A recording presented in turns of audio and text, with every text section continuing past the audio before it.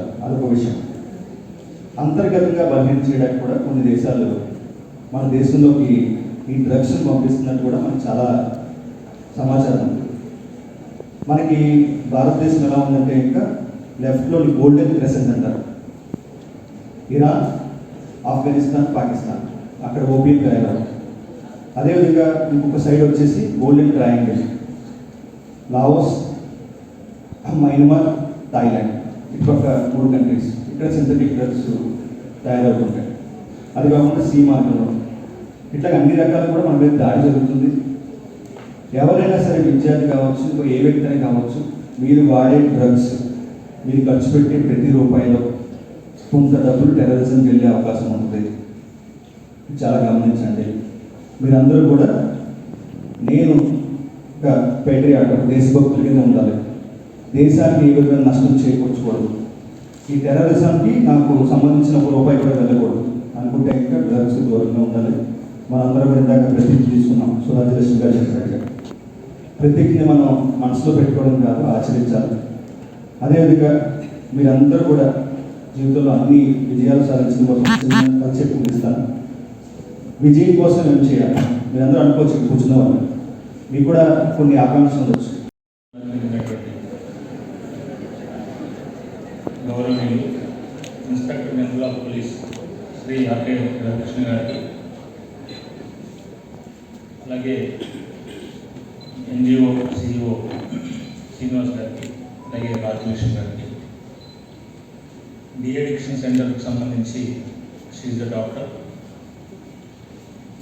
అలాగే ఈ కాలేజీ యాజమాన్యం వారికి, ఇక్కడ బోధన సిబ్బంది మరియు ప్రియమైనటువంటి విద్యార్థులు, అలాగే ప్రింట్ అండ్ ఎలక్ట్రానిక్ మీడియా అందరికీ కూడా నా హృదయపూర్వకమైనటువంటి ధన్యవాదాలు. ఇది ఇప్పుడు నేను చెప్పేటువంటి 2 వాక్యాలు కావచ్చు, లేదా కొంత చిన్న స్మాల్ మెసేజ్ కావచ్చు, ఇది అందరికీ అవసరమా లేకపోతే అందరికీ ఉపయోగపడుతుందా అనేది నేను చెప్పలేను. కొంతమంది విద్యార్థులు ఉంటారు,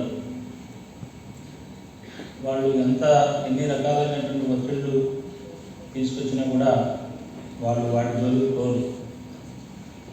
కొంతమంది ఉంటారు ఆ స్టేజ్ దాటిపోయి ఉంటారు, ఎంతమంది చెప్పినా వాడు విందాం అనుకుంటాడు, కానీ వాడి మాట వాడే వింటాడు. అంటే వాళ్ళు 2 ఉంటారు,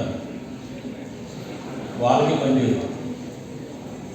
ఏదో చేస్తే బాగుంటుంది అనుకుంటాడు, కానీ అది చేయలేడు. చెప్పినప్పుడు ఇదేదో మంచిగా ఉంది, ప్రయత్నం చేద్దాం అనుకుంటాడు, కానీ చేయలేడు. ఇప్పుడు ఈ 2 కేటగిరీలు కాకుండా ఎవరైతే దాంట్లో ఏదో ఉందో చూద్దాం, ఏదో అంటున్నారు, ఏదో ఎలా ఒక రకమైనటువంటి ఎమోషన్ అంట, ఒక రకమైనటువంటి ఆనందం అంట అని ట్రై చేద్దాం అనుకునే వాళ్ళు, అది ఒకసారి అది ఎటువంటిదంటే అది ఒక ఊబి లాంటిది. అది ఒక ఊబి లాంటిది. ఎందుకంటే యాజ్ ఎస్పీ కృష్ణా డిస్ట్రిక్ట్గా చాలా కేసెస్ నేను ఇన్వెస్టిగేషన్ చేసి, క్లోజ్గా మానిటరింగ్ చేసి, వాళ్ళని తీసుకొచ్చి అరెస్ట్ చేసి, వాళ్ళని అరెస్ట్ చేసే ముందు బ్యాక్వర్డ్ ఫార్వర్డ్ లింక్ ఎస్టాబ్లిష్ చేసేదానికి కొద్ది సమయం, కొన్ని రోజులు మా దగ్గర ఉంటారు. వాళ్ళు చేసేటువంటి వింత చేష్టలు, వారికి ఆహారం అవసరంలా, మంచినీళ్ళు అవసరంలా, ఇది ఇస్తేనే ఆ 2 రోజులు కొద్ది రోజులు ఉంచడానికి కూడా మేము ఇది వాళ్ళు ఇవ్వాల్సినటువంటి పరిస్థితులు.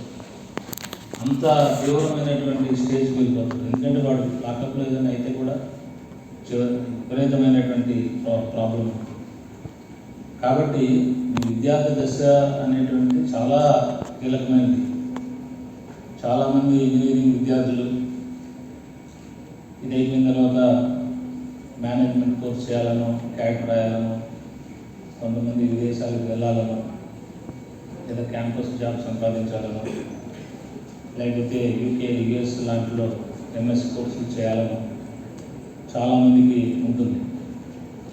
అటువంటి మంచి కెరీర్ ఏదైతే ఆ లక్ష్యం ఎన్నుకున్నారో దాని దిశగా అడుగులు వేసేటప్పుడు